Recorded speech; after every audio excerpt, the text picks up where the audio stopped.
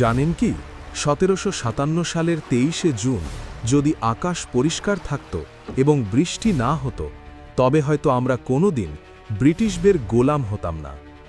ভারতবর্ষের 200 বছরের দাসত্বের শুরু হয়েছিল পলাশীর এক সাজানো নাটকে। একদিকে নবাব সিরাজের 50,000 সৈন্য আর অন্যদিকে রবার্ট ক্লাইভের মাত্র 3,000 বাহিনী।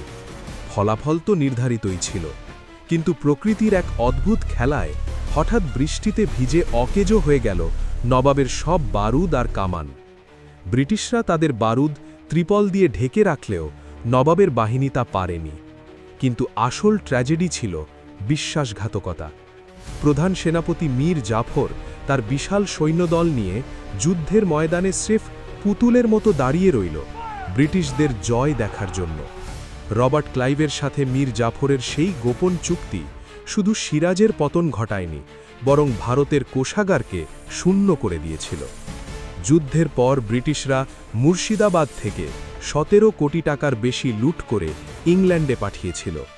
সিরাজকে হত্যা করা হলো আর শুরু হলো এক অন্ধকার অধ্যায়। পলাশী কোনো যুদ্ধ ছিল না, ছিল এক ষড়যন্ত্র। ভারতের এই পরাজয় কি এড়ানো সম্ভব ছিল? আপনার কি মনে হয় কমেন্টে জানান।